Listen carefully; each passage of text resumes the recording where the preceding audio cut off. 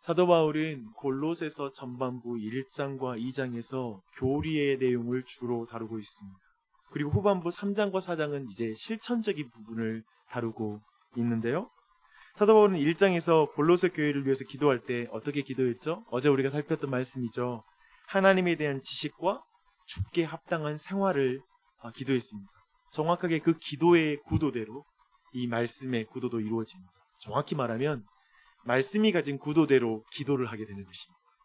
그래서 말씀이 주께서 어떠한 분이신지를 말씀하고 있고, 그리고 우리에게 주께 합당한 삶이 무엇인지를 말하고 있기에 우리의 기도도 그렇게 되는 것입니다. 사도 바울의 이 서신은 항상 이런 구도를 가지고 있는 것을 여러분이 기억하셔야 됩니다.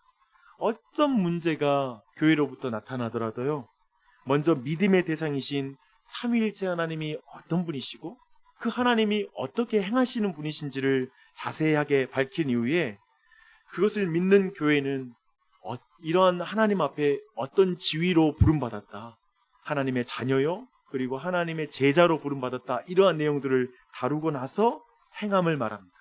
주님께 합당한 삶, 이렇게 말하는 것입니다. 이 구도를 꼭 기억하시길 바랍니다. 믿음과 행함에서도 항상 포도나무인 하나님이 주인으로서 주도하고 있고, 가진 우리는 종으로서 순종할 뿐이다 라는 이것을 꼭 기억하셔야 됩니다. 그래서 가진 우리가 자의적으로 하나님을 섬기는 것은 늘 성경에서는 거부됩니다. 2장 마지막 절 한번 보세요. 23절이에요. 여기 보니까요, 사람들의 명령과 가르침을 따르는 교인들에게 이렇게 말합니다. 이런 것들은 자의적 숭배와 겸손과 몸을 괴롭게 하는 데에는 지혜 있는 모양이나 오직 육체를 따르는 것을 금하는 데는 조금도 유익이 없느니라.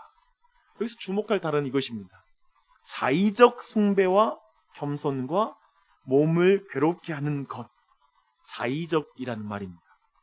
가진 신자가 자의적으로 내가 생각할 때 이렇게 하면 하나님이 기뻐하실 거야, 내가 그리스도 외에 내가 이것들을 추가하고 이것들을 추가하면 하나님이 나를 더 사랑하실 거야 라고 말하는 것은 그럴듯해 보이지만, 지혜 있는 것처럼 보이지만 성화를 위해서 전혀 효과적이지 않다라고 이렇게 말하는 것입니다. 그렇죠? 이것이 정말 어리석은 일이라는 것을 2장 19절에서는 굉장히 자극적으로 말하고 있습니다. 이제 그 앞절 보면 자의적으로 천사를 숭배하고 겸손하고 몸을 괴롭게 하는 그런 행위를 하는 것은 머리를 붙들지 않는 것과 같습니다 라고 말합니다. 온몸이 머리로 말미암아 마디와 힘줄로 공급함을 받고 연합하여 하나님이 잘하게 하심으로 잘하는 것이지 않습니까? 이렇게 말하고 있습니다.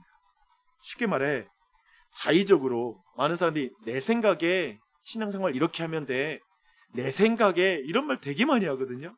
여러분, 교회에서 큐티 나눔하거나 특별히 소그룹 모임할 때 이 말을 너무 입에 다시는 분들이 계세요. 내 생각에 이 말씀은 이런 것 같아요, 나는 내가 이해하기는 이래요 라는 표현입니다. 전 도리어 이런 표현을 썼으면 좋겠어요. 하나님이 이렇게 말씀하심으로 나는 이렇게 나아가기 원합니다. 이게 하나님 말씀이니까요 라는 것이지, 내 생각에 이러니까요 라고 말하는, 내 생각에 라고 말하며 행하는 것은 마치 머리 없이 몸이 움직이는 꼴과 같다 라고 성경은 적나라하게 말하고 있습니다. 이해되시죠? 이런 맥락을 이해하면 3장 1절, 5절, 12절에서 우리가 지나칠 수 없는 관계사가 보입니다. 그러므로 라는 말입니다. 하나님이 어떤 분이시므로, 그러므로 신앙, 이게 중요해요. 그러므로 신앙. 예수님이 포도나무요 우리가 가지이므로, 예수님이 머리이시고 우리는 몸된 교회이므로 라는 신앙인 것이죠. 예수님이 주인이고 내가 종이므로 라는 신앙입니다. 우리가 마땅히 그러므로 말미암아 이제 행하는 내용들은, 우리가 실천해야 될 내용은 마땅히 행할 내용이라는 것이죠. 우리가 선택해서 내 마음에 맞으니까 동의하니까 하고 안 하고의 문제가 아니라는 것이죠. 그렇죠? 그러므로 신앙, 곧 3장 1절에서 그리스도와 함께 죽고 그리스도와 함께 다시 살리심을 받은 사람이 아니면 이후에 나오는 모든 실천사항은 부담이요, 무거운 짐으로 느껴질 뿐인 것입니다. 그러나 또한 위의 것을 찾으라는 이 명령은 머리이신 예수님이 하나님 우편에 계시고 우리는 몸된 교회는 그 머리이신 예수님과 연합되어 있는 것이므로 내가 이제 예수님의 뜻을 찾을 수 있다는 것이죠. 위의 것을 찾을 수 있는 사람이라는 것이죠. 이것이 신앙생활의 본질입니다. 이것이 신앙생활의 본질이에요. 신자의 머리는 위의 것을 계속 생각하고 땅의 것을 생각하지 않는 것입니다. 이것이 바로 신앙생활의 본질입니다. 하루 24시간 우리의 마음과 생각을 채우고 있는 것이 무엇인지를 생각해 보십시오. 위의 것입니까? 땅의 것입니까? 무엇이 여러분의 마음, 생각을 채우고 있어요? 이런 질문에 여러분은 어떻게 대답하시겠습니까? 대부분 하루 종일 정신없이 닥치는 일을 해야 해요. 위의 것을 생각해야 되는데 하루 지나고 나면 이제 눈 감을 이제 잠잘 때 되면 하루 종일 땅의 것만 생각하고 잠들게 되는 게 현실인 것 같아요 라고 말할 것입니다. 그리고 오늘 말씀을 듣고 나면 오늘 좀 조금이라도 여유가 생기면 내가 위의 것을 생각하도록 노력하겠습니다. 요즘 그런 단어 쓰더라고요. 노력하겠습니다 라고 이렇게 아마도 우리가 적용하게 되는 것 같아요. 사실 그런 마음 갖는 것도 얼마나 감사한 마음인지 모르겠어요. 그런데 사도는 오늘 이런 부분을 이렇게 개인적인 노력으로 살아낼 수 있는 피상적인 문제는 아니라고 말합니다. 즉 땅에 살아가면서 위의 것을 생각하는 게 그런 간단한 노력으로 될 수 있는 문제가 아니라는 거예요. 3절과 4절을 보십시오. 사도는 일과 중에 환경이 되면 위의 것을 생각하라고 말하는 것이 아니라 그의 정체성을 분명히 하라고 말하고 있어요. 참된 성도는 세상에 대하여 죽은 자들이고 생명이신 그리스도께서 나타나실 때 그리스도와 함께 영광 중에 나타날 소망을 가지고 있는 자들이라고 우리의 정체성을 분명하게 말하고 있습니다. 그것으로 땅의 것이 아니라 하늘의 것을 생각하게 할 수 있는 모든 능력이 거기로부터 나온다고 말하는 거예요. 그래서 위의 것을 생각하는 그 삶은 환경을 통해서 만들어지는 게 아니에요. 여유가 있어지면 위의 것을 생각하지는 게 아니라 우리의 정체성을 생각할 때 위의 것을 생각할 수 있다는 거예요. 근본적으로 당신은 그리스도와 함께 세상에 대하여 죽은 자입니까? 라는 질문 앞에 여러분이 대답하셔야 돼요. 그리고 그리스도께서 나타나실 때 영광 중에 나타날 소망을 가지고 계십니까? 바로 여기에 답이 중요하다고요. 이 고백이 분명하지 않는 이상 이 땅에서 위의 것을 생각하는 것, 삶을 살아가는 것은 불가능합니다. 그리고 실제로 이 고백이 분명하지 않고 교회 안에 교회가 익숙해진 분들이 되게 많거든요. 즉 내가 예수와 함께 죽은 자야. 나는 예수와 함께 장차 부활할 때 나타나는 그 소망이 있어 라는 이 정체성이 분명하지 않고 교회에 익숙해진 사람들, 그 사람들에게 땅에서 하늘의 것을 생각하라는 이 메시지는 항상 부담이에요. 무겁고절 안 되는 거예요. 왜 그런지 이해가 되시죠? 정체성이 분명하지 않으면 하늘의 것을 구하며 살아가는 건 늘 부담이고 어려운 일이 됩니다. 그래서 늘 불가능해요. 땅에가 얼마나 살기 힘든지 아세요? 직장 생활이 얼마나 힘든지 아세요? 계속 환경을 통하여서 하늘의 것을 구할 수 있다라고 생각하는 거예요. 계속 그쪽으로 문제를 풀고 싶어 하는 거예요. 아니요. 사도 바울이 그렇게 접근하지 않는 거예요. 너의 정체성을 기억해라. 너가 그리스도와 함께 묶여 있다는 게 무슨 의미인지를 기억해야 된다. 주님이 너의 포도나무여 네가 가지라는 의미를 깨달아야 된다. 라고 도리어 우리의 정체성을 묻고 있는 것입니다. 만약에 이 고백이 분명하다면 위의 것을 찾는 삶은 좀 더 우리에게 기쁘고 그리고 그것은 우리에게 자연스러운 일이 될 거예요. 부담스럽지만은 않다는 거예요.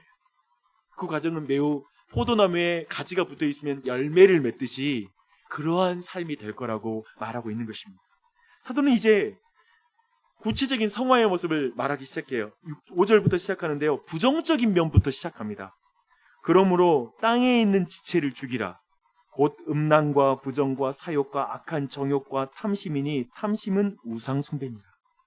사도는 먼저 사람의 마음에 있는 땅의 것과 그것을 찾는 마음을 지적하고 있습니다. 그것과 싸워야 한다고 말하고 있습니다. 또한 그런 마음에서 나오는 분함, 노여움, 악의, 비방, 부끄러운 말, 그리고 거짓말 등과 같은 옛사람과 그 행위를 벗어버리라고 이렇게 말하고 있습니다. 이게 우리 안에 성화를 위해서 첫 번째 우리가 싸워야 될 부정적인 면에서의 싸움이고요. 사도는 12절부터 성화를 긍정적인 차원에서 설명하고 있습니다. 그러므로 너희는 또 그러므로예요. 그러므로 너희는 하나님이 택하사 거룩하고 사랑받는 자처럼 긍휼과 자비와 겸손과 온유와 오래 참음으로 옷 입고라고 말하고 있습니다. 여러분, 여기 말씀 볼 때 다시 사도가 전제하는 걸 주목해 보세요. 뭘 전제하죠? 하나님이 택하사 거룩하고 사랑받는 자라고 말하고 있습니다. 앞에 땅에 어떤 부정적인 거 있잖아요. 부정적인 것은 전제가 필요 없어요. 우리가 그냥 사라지는 게 그거예요. 탐심과 음란과 부정함은 그냥 죄인이 그냥 나오는 거. 그런데 지금 하나님 앞에 거룩한 삶을 살아가는 것, 이것에 있어서는 전제가 붙어요.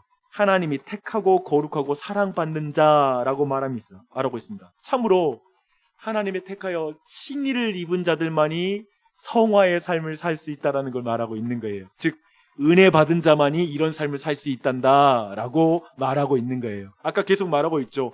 이것을 내가 노력해서 만들려고 하면 부담이 된다고요. 하지만 하나님의 은혜로 말미암아 사라지는 삶이라는 것을 깨달으면 이것이 그게 아니라는 거예요. 긍휼과 자비와 겸손과 온유와 오래 참음을 옷 입는 것은 우리의 노력으로 옷 입는 것이 아니라 입혀지는 거라는 것이. 성령으로 충만한 것. 사도가 성화를 옷을 벗고 입는 것으로 비유하고 있다는 걸 여러분 유념해서 보셔야 됩니다. 여기서 입어야 하는 것은 성령의 열매에 속하는 성품과 행위와 내용과 일치하는 것들입니다. 참으로 그렇기 때문에 이 성령의 열매를 맺는 것, 이러한 것은 우리의 삶이 포도나무와 같은 그 주님께 붙어있도록 성령님이 우리 안에 역사해 주심으로 맺어지는 거예요. 그래서 가장 중요한 기도가 성령 충만함을 위해서 기도하는 거예요. 성령님을 구하는 거예요. 그것이 최고예요. 그러니까 성령님이 너희가 모든 것을 구하면 내가 좋으신 성령을 주지 않겠느냐 이렇게 말하고 있어요. 앞에 있는 거 모든 좋은 거 우리 지금 다른 거잖아요. 다른 거 구했는데요. 성령 안 구했는데요. 이렇게 말하잖아요.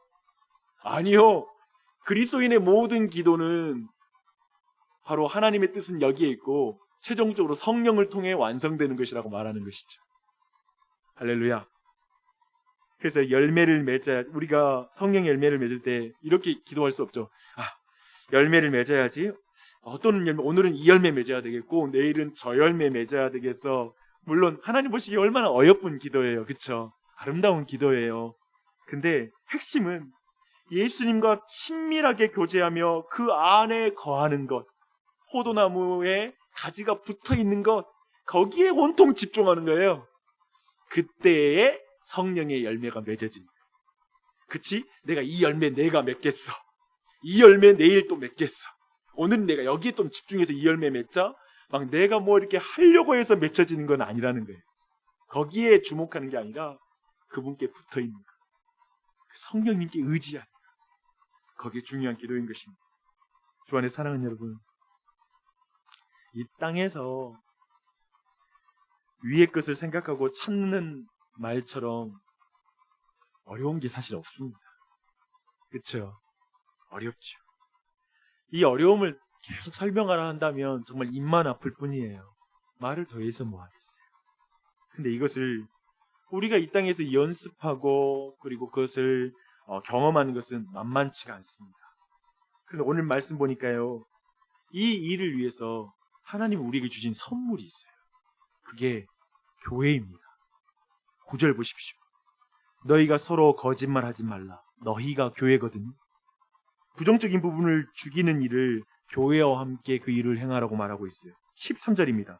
누가 누구에게 불만이 있거든 서로 용납하여 피차 용서하되 주께서 너희를 용서하신 것 같이 너희도 그리하고. 용서를 연습하는 것도 교회입니다. 이 땅에서 우리가 쉽게 말하면 땅의 것을 생각할 때가 많은 거예요. 근데 그런 걸 바로잡아주고 위의 것을 생각할 수 있도록 교회를 주신 거예요. 제가 지난 계시록 말씀 볼 때 말씀했잖아요. 신부로 단장하는 일에 하나님이 교회를 주신 거예요. 화장이 틀리면 그걸 고쳐주는 일을 교회가 하는 거예요. 그래서 교회가 없이 신앙은 잘할 수가 없는 거예요. 그래서 우리를 불러놓은 목적이 그것인 것입니다. 우리가 왜 리빌딩을 했습니까? 왜 리빌딩 60일을 했고 지금 오늘 내일 마치는 게 아니죠. 이건 계속되는 것이죠. 다만 우리는 이 리빌딩 60일을 통해서 다시 시작하는 의미가 있는 것이죠. 그렇죠. 이걸 한 이유가 뭐예요? 바로 이것이죠. 교회를 통하여 우리를 이 땅에서 하나님을 닮아가도록 성화시키시고 변화시키는 것. 죄를 죽일 뿐만 아니라 하나님을 닮아가는 일에 적극적으로 우리가 교회를 통해서 일하시는 걸 경험하게 되는 것입니다. 사랑하는 여러분, 성도의 삶은 근본은 위의 것을 구하는 삶입니다. 오늘 말씀 이후에 보면 부부관계, 부모와 자식 관계, 그리고 종과 상전의 관계 모든 것에 이제 그걸 적용하라고 말해요. 위의 것을 구하며 살라는 거예요. 근데 이 모든 것을 할 때 하나님 기억하실 게 있어요. 말씀 보면 우리에게 나중에 하나님이 상 주실 거라는 거예요. 하나님이 상 주실 거예요. 이 세상에서 우리가 주님 앞에 위의 것을 구하는 삶이 되게 고통스럽고 보상받지 못하는 삶인 것처럼 보일지 모르지만 그건 영원한 삶이기 때문에 영원 속에서 보상받고 가치 있는 삶이라는 거예요. 여러분, 그러한 삶을 사는 것을 멈추지 마십시오. 낙심하지 마십시오. 다시 일어서십시오. 여러분, 그러하게 항상 그 삶을 살아갈 때 항상 또한 기억할 것은 그리스도와 함께 다시 살리심을 내가 받았다. 그렇기 때문에 그 삶도 그리스도와 함께 사는 거예요. 하나님이 택하사 거룩하고 사랑받은 자처럼 하나님이 날 택했기에 그리스도 예수의 날까지 주님께서 우리를 도우실 거예요. 성령님으로 함께 하실 거예요. 그래서 이 땅에 사는 동안에 위의 것을 구하는 삶은 외롭게 내가 힘겹게 살아가는 삶이 아니라 주님이 함께 하시고 그리고 성령으로 함께 도우시고 그 일을 같이 걸어가시는 길입니다. 그 가운데 성도로서의 그 부르심의 길을 잘 감당하는 여러분 되시길 바랍니다. 그런 은혜가 우리 모두에게 넘치길 바랍니다. 기도하시겠습니다.